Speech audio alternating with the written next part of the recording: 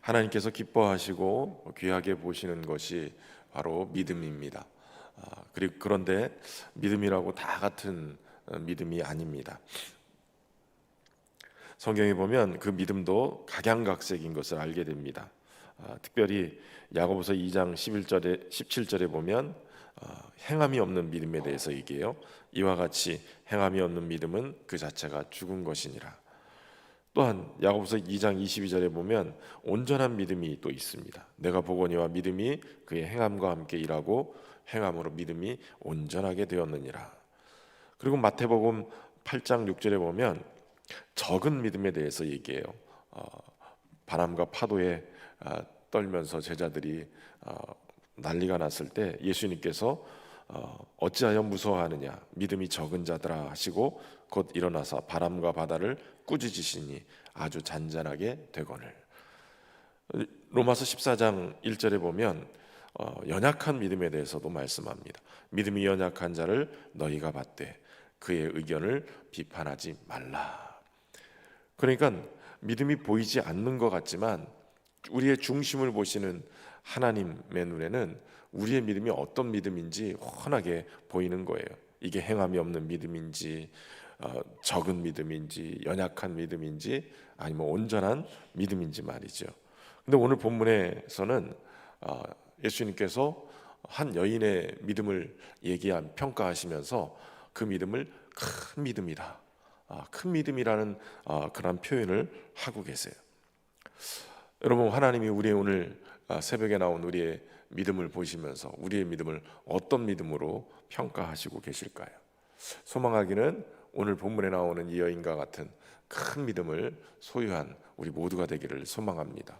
특별히 부모에게도 큰 믿음이 필요하겠지만 오늘 새벽에 나온 우리 자녀들에게도 부모보다 더 큰 믿음의 세대, 그런 믿음을 가지고 하나님의 역사를 만들어내는 세대가 되기를 주의 이름으로 축원합니다.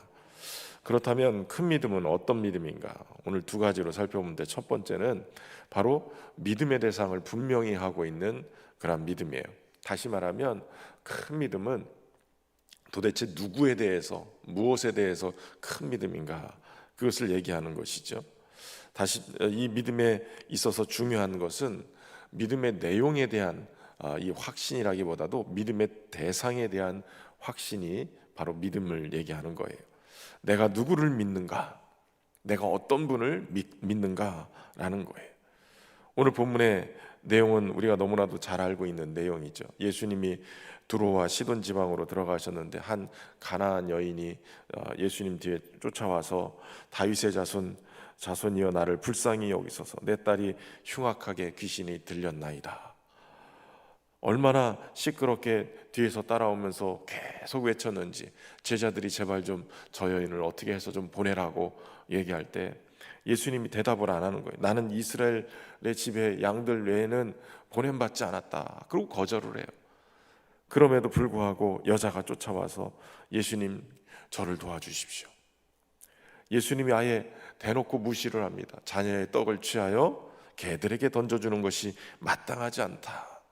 그럼에도 불구하고 이 여인이 주여 올소이다마는 개들도 주인의 상에서 떨어지는 부스러기를 먹나이다. 이 과정 속에서 예수님이 큰 믿음이다, 이 여인의 믿음이 큰 믿음이다 라고 칭찬하시면서 무엇보다도 네 소원대로 되리라. 그래서 그 딸이 그때부터 나았다는 그런 기적의 이야기예요. 여기서 이 여인은 예수님을 뭐라고 고백하고 있는 거예요? 바로 다윗의 자손이다 라고 고백하는 거예요. 주 다윗의 자손이여 나를 불쌍히 여기소서. 가나안 여인이지만 예수님에 대해서 지금 예수님이 어떤 분이라고 고백하냐면 주 다윗의 자손. 이 말은 구약에 하나님께서 이스라엘을 구원할 메시아로 보내시는 분의 호칭이에요.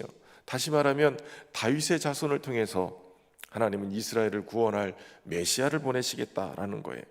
그런데 하나님의 이러한 언약의 약속을 받은 유대인들은 당시 어땠습니까? 유대인들은 예수님을 조롱하고 고소하고 핍박을 했어요.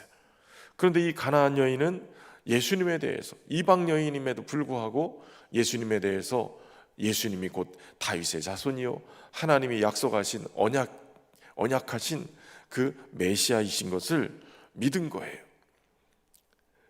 그래서 마태복음에 이 다윗의 자손이라고 고백하는 그러한 내용이 3번 등장하는데, 오늘 본문에 이 가나안 여인, 그리고 마태복음 9장 27절에 보면 2 맹인이 나와요. 예수님이 거기서 떠나가실 새 2 맹인이 따라오며 소리질러 이르되 다윗의 자손이여 우리를 불쌍히 여기소서, 이렇게 외치는 거예요. 그리고 마태복음 20장에도 또 등장하는데, 맹인 2사람이 길가에 앉았다가 예수께서 지나가신다 함을 듣고 소리질러 이르되 주여 우리를 불쌍히 여기소서 다윗의 자손이여 라고 얘기를 해요. 그러니까 한 번은 가나안, 2번은 2 맹인, 앞을 보지 못하는 그 2사람, 이들이 예수님을 향해서 다른 어떤 누구도 고백하지 않는 다윗의 자손이여 라고 하는 분명한 믿음의 고백을 하고 있다는 거예요. 예수님은 곧 하나님이 보내신 메시아, 인류를 구원할 구세주이심을 분명하게 고백하고 있는 거예요. 그리고 이들의 특징은 응답받을 때까지 부르짖었다는 거예요. 여러분, 우리가 하나님을 어떤 분으로 고백하고 계세요? 우리가 믿는 하나님, 전능하신 하나님, 치료하시는 하나님, 여호와 이레의 하나님, 여러 하나님에 대한 그런 고백들이 있는데, 예수님을 누구라고 고백하고 계세요? 우리가 믿는 구세주 예수 그리스도, 그분을 누구라고 고백해? 우리의 죄를 대신 짊어지시고 십자가에서 값을 치르시고 대신 고난당하신 예수님 맞아요. 예수님이 우리를 대신해서 고난당하신 건 맞아요. 그리고 우리를 대신해서 무덤에 장사되어진 죽으신 예수님, 그것도 맞아요. 근데 거기까지만 믿으면 안타까운 거죠. 늘 고난당하고 늘 무기력하게 죽음에서 장사된 것으로 끝나는 거예요. 그러나 예수 그리스도는 죽은 지 3일 만에 무덤에서 부활하신 분이에요. 부활의 생명을 가지고 무덤문을 박차고 일어나신 분이시라는 거예요. 여러분, 우리가 믿는 예수님은 부활의 주님이에요. 고난당하고 죽으신 것도 맞지만 무기력하게 죽음에 사로잡혀서 무너져 있고 거기에 갇혀 있는 분이 아니시라 오늘도 이 인생의 이 환난과 고난을 뚫고 부활하신 생명으로 우리와 함께 하시는 분이신 거예요. 그러니까 우리가 우리의 믿음의 대상을 분명히 할 필요가 있어요. 예수 그리스도, 그분이 바로 그들의 운명을 바꾸신 것처럼 오늘 나의 운명도 바꾸실 수 있는 분, 인생의 저주스러운 그 운명의 사슬을 끊어버리고 그들을 고치시고 보게 하시고 그들의 딸을 귀신에서부터 해방시킬 수 있는 그러한 분이심을, 다윗의 자손이여 나를 불쌍히 여기소서. 여러분, 오늘 우리의 신앙의 고백이 바로 예수 그리스도에 대한 온전한 고백이 있기를 주의 이름으로 축원합니다. 그러니까 큰 믿음은 바로 예수님이 누군지를 바르게 알고 그 주님을 붙드는 데 있는 거예요. 소망하기는 우리의 뿐만 아니라 우리의 가족 모두가, 우리의 자녀들이 예수님을 분명하게 고백하고 그 큰 믿음 위에 설 수 있는 그러한 은혜가 있기를 주의 이름으로 축원합니다. 2번째 큰 믿음은 어떤 믿음이냐? 부스럭이라도 붙잡는 믿음이에요. 자신의 자격을 따지지 않고 오직 예수님의 긍휼에 호소하는 믿음이에요. 이 가나안 여인, 예수님께 도움을 요청해요. 그런데도 예수님은 관심을 보이지 않아요. 오늘 본문에 보면 이 여인이 예수님께 나와서 나를 불쌍히 여겨달라고 그렇게 외치는데 한 번만 한 게 아닌 것 같아요. 제자들이 와가지고 제발 좀 시끄러우니까 예수님 좀 어떻게 좀 해주십시오라고 얘기하는 걸 보면 계속 우리 뒤에서 소리를 지르고 있습니다. 그를 보내소서. 이 여인은 계속해서 부르짖는 거예요. 그냥 한 번 외치고 2번 외치고 이런 것이 아니라 어느 때까지 외쳤냐면 들어주실 때까지 외친 거예요. 부스럭이라도 붙잡는 믿음으로. 사실 이 상하리만큼 예수님은 이 여인에게, 이 불쌍한 여인에게 3가지 반응을 보이는데 무반응, 무관심, 무시하는 반응을 보여요. 여러분, 무반응이 일어나고 무관심이 있고 무시하는 그러한 반응을 보일 때 우리는 그 상대에 대해서 굉장히 자존심 상해하고 마음이 상처를 받아요. 한 번 무시당하고, 한 번 무관심 있고, 한 번 무반응이다, 한 번도 견디지를 못해요. 그런데 이 여인의 계속 부르짖는 그 호소에 예수님이 모른 척하고 계시는 거예요. 심지어는 나는 이스라엘의 양들에게만, 잃어버린 양들에게만 보냄을 받았다라고 얘기한다는 것은 이방 여인은 나하고 관계가 없다, 아예 무시해버리는 거예요. 나는 이방인에게는 관심 없고 잃어버린 이스라엘 사람들에게만 보내줬다. 계속 무시하는 거예요. 심지어는 자녀의 떡을 취해서 개들에게 던지는 것이 마땅하지 않다, 개보다도 못한 존재로 여긴다는 거 아니에요. 여러분, 우리는 너무나도 이 말 한마디, 우리한테 누군가가 이렇게 행동했다 그러면 난리가 났을 거예요. 이런 말들을 들었다, 이거 견딜 수가 없을 거예요. 그런데 이 여인은 무작정 계속해서 예수님의 긍휼을 구하는 거예요. 개들도 주인의 상에서 떨어지는 부스러기를 먹습니다. 이 말 한마디가 그의 지금 예수님을 향한 믿음을 보여주는 거예요. 다시 말하면 너무나도 간절함이 그 안에 묻어나 있는 거예요. 당신이 무시하든 무관심을 가지고 무반응을 보여도 상관없습니다. 오직 주님의 긍휼이 나에게 필요합니다. 예수님 말고는 이 문제를 해결할 분이 아무도 없습니다. 내 자녀를 불쌍히 여기소서. 여러분, 큰 믿음으로 주님 앞에 나간 그들은 자존심이고 뭐고 없어요. 주님 아니고는 해결할 수가 없습니다. 주님 한 분밖에는 이 문제가 해결이 되지 않습니다. 여러분, 여러 맹인들도 앞에서 말씀을 드렸지만 마가복음 10장에 보면 예수님이 여리고를 지나시다가 디메오의 아들 맹인거지 바디메오를 만나게 되어집니다. 이 바디메오가 길가에 있다가 예수님이 지나가신다는 얘기를 듣고 그가 쫓아나와서 다윗의 자손이여 나를 불쌍히 여기소서라고 외쳐요. 너무나도 크게 외치고 간절히 외치고, 그런 그의 믿음을 보시고 예수님이 그를 부르는 거예요. 그랬더니 어떤 일이 벌어지는지 아십니까? 이 맹인이 겉옷을 내버리고 뛰어 일어나 예수께 나오는 거예요. 여러분, 맹인에게, 그것도 거지, 이 중동 지역은 가면 낮에는 엄청 뜨겁지만 밤에는 엄청나게 추워요. 그렇기 때문에 얼어 죽는 사람들이 나와요. 그러니까 이 겉옷이라는 것은 거지이기도 하지만 가진 것이 이 겉옷밖에 없다는 얘기는 이 겉옷이 그에게는 이불도 되고 추위에 자신의 생명을 보존할 수 있는 그런 보온 도구가 되는 거예요. 그런데 예수님이 부르신다라는 말을 듣고 어떻게 하느냐? 이 겉옷을 내버리고 뛰쳐 일어나 예수님께 나가는 거예요. 이 얘기는 무슨 얘기냐면, 그가 혹시라도 예수님께 나갔는데 자신의 눈이 보이지 않는다, 눈이 떠지지 않는다, 여전히 눈이 보이지 않는 것에 이 장애를 예수님이 고칠 수 없다라는 그런 의심이 들면 겉옷을 내버리고 뛰쳐나갈 수 있겠냐는 거예요.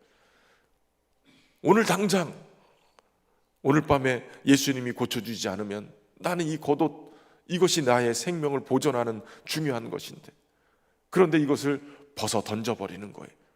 그 얘기는 예수님이 지금 당장 나를 고치실 수 있는 분이시다, 내 문제를 해결해 주실 수 있는 분이시다, 이것에 대한 믿음의 확신을 가지고 주님 앞에 뛰쳐나간 거예요. 여러분, 오늘 예수님에게 큰 믿음이라고 칭찬을 받은 이 여인의 믿음도 같은 거예요. 부스러기라 할지라도 내 자존심에 상관없이 어느 때까지 주님을 부르짖었느냐? 주님이 부르실 때까지, 주님이 응답하실 때까지, 주님이 역사하실 때까지 부르짖는 거예요. 이것을 큰 믿음이라고 주님이 칭찬하시고, 이 믿음을 칭찬하실 뿐만 아니라 내 소원대로 되리라. 여러분, 예수님은 이 사건을 통해서 자신이 유대인만을 위해서 온 것이 아니라 바로 이방인들, 그들을 위해서도 왔음을 증명해 주신 거예요. 부스럭이라도 주님이 주시는 것이 있다면 나의 문제가 해결이 되는 거예요. 주님만이 내 문제를 해결하실 수 있다라는 절박한 그리고 완전한 이 믿음을 주님 앞에 고백하면서 주님 앞에 나가는 자들에게 주님의 역사가 임한다라는 거예요. 주님은 때때로 우리의 기도의 응답을 늦추시기도 해요. 우리의 믿음이 어떤가 달아보기를 원하시는 거예요. 우리의 믿음의 실체를 드러내기를 원하시는 거예요. 아니, 그 과정 속에서 도리어 우리의 믿음이 이렇게 절박합니다. 우리의 믿음이 연약하지만 주님을 끝까지 붙듭니다. 이것을 더 확실하게 붙잡기를 원하시는 거예요. 어린 아이들을 이렇게 이제 막 걸음마를 이렇게 뛰려고 하는 아이들, 이 아이들을 이렇게 잡을 때 저는 가끔 예전에 어렸을 때 우리 아이들을 그렇게 손힘 이렇게 확인해 보려고 이렇게 손에 대고 제 손가락을 이렇게 잡게끔 이렇게 해요.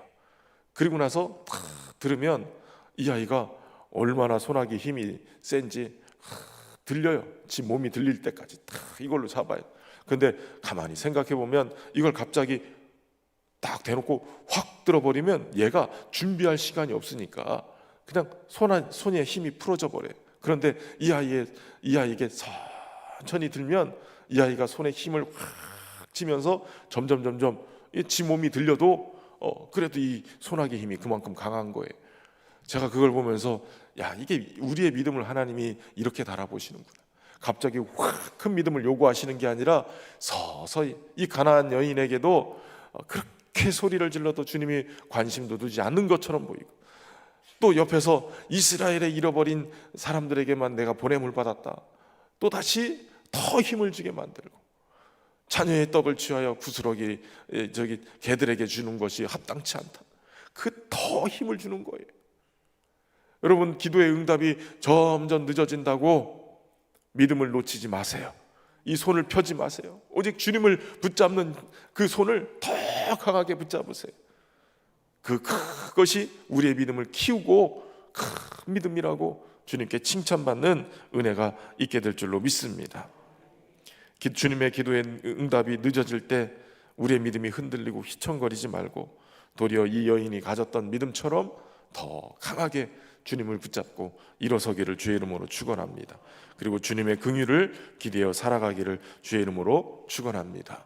오늘 시간 우리가 말씀을 의지하면서 기도하며 나갈 때 특별히 우리의 믿음뿐만 아니라 우리의 자녀들, 우리의 가족들의 믿음이 주님 이렇게 큰 믿음으로 주님을 높여드리기를 소망합니다.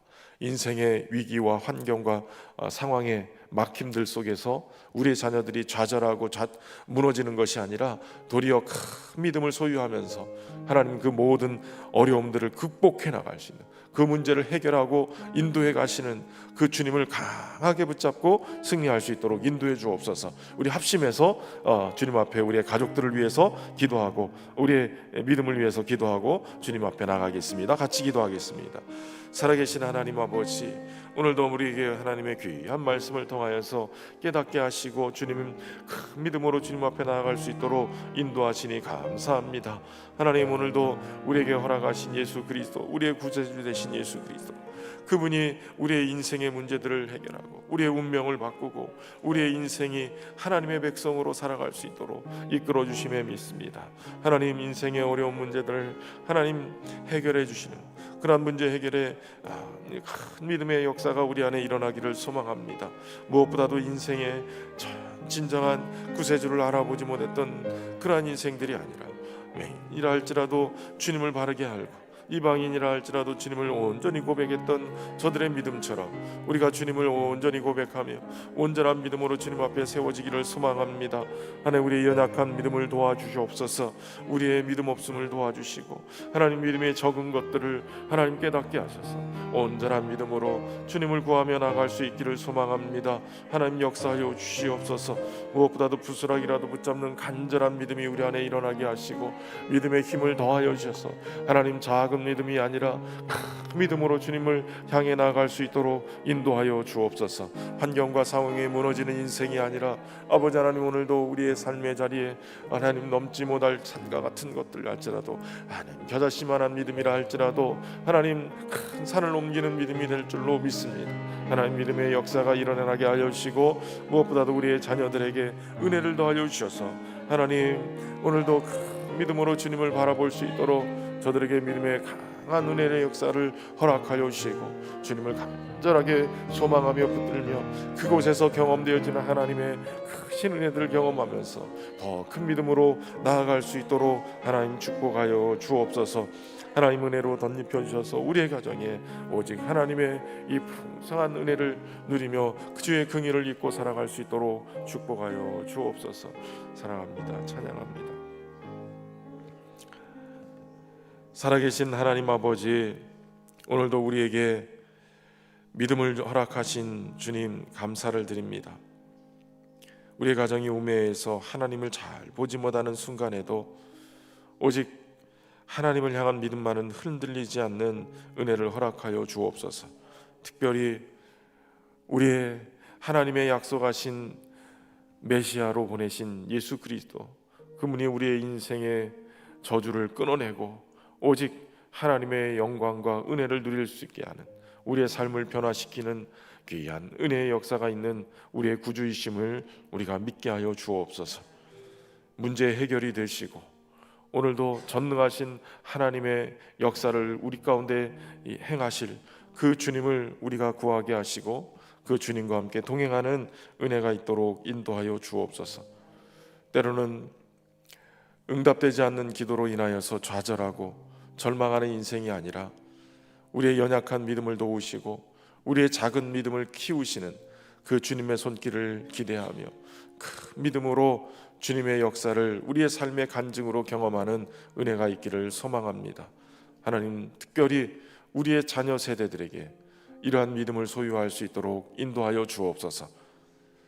사방으로 막힌 것 같고 인생의 문제로 환난과 풍파를 경험하는 것 같아서 마음의 크기가 조그라들어 있는 우리의 자녀들에게 무엇보다도 믿음의 주여 온전케 하시는 예수 그리스도를 바라보며 큰 믿음으로 성장하여 주님을 온전히 꽉 붙들고 승리하는 자들이 되기를 소망합니다.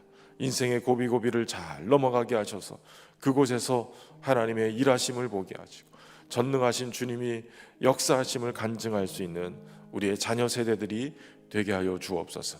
그리하여 부모 세대보다 더 큰 믿음의 소유자들이 되게 하시고 다니엘과 같이, 에스더와 같이, 느헤미야와 같이 하나님의 큰 역사들을 일궈내는 이 시대의 큰 믿음의 사람들로 세워지는 은혜가 있도록 인도하여 주옵소서. 학업과 취업과 또 결혼과 인생의 여러 문제들 순간순간마다 하나님 저들을 붙잡아 주시고 은혜로 함께하여 주옵소서. 특별히 가정에 질병으로 인하여 고통하고 있는 가족들을 하나님 붙잡아 주옵소서. 나는 너희를 치료하는 여호와라 하시는 주님께서 하나님을 경외하는 자에게 치료하는 광선을 발하셔서 외양간에서 나온 송아지 마냥 뛰며 치유와 회복의 은혜를 찬양하는 역사가 있도록 인도하여 주옵소서. 예수님이 우리의 모든 질병을 담당하셔서 고통을 당하셨사오니 주님이 고통당하신 것은 우리를 낫게 하려 하심이라고 하셨사오니 주님, 피 묻은 손으로 저들의 삶을 안수하여 주셔서 모든 연약함이 치유되고 강건하게 하여 주옵소서.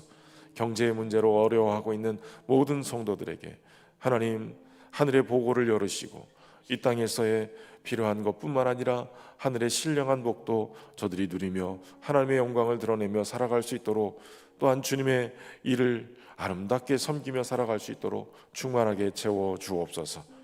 이 시간도 정성을 다해 귀한 예물 올려드립니다.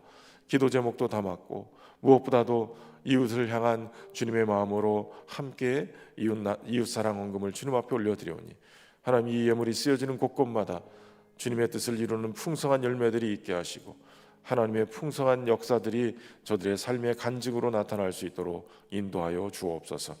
주의 역사하실 귀한 일들이 우리의 가정에 간증이 되기를 소망하며 예수님의 이름으로 기도하고, 이제는 우리 주 예수 그리스도의 은혜와 아버지 하나님의 무한하신 사랑하심과 성령님의 교통하심이 오늘도 큰 믿음으로 주님을 고백하며 주님의 은혜를 구하며 주님의 역사하심을 삶 속에 경험하며 살기로 결심하는 모든 성도들과 가정들 위해 이제부터 영원토록 함께 하시기를 간절히 축원하옵나이다. 아멘.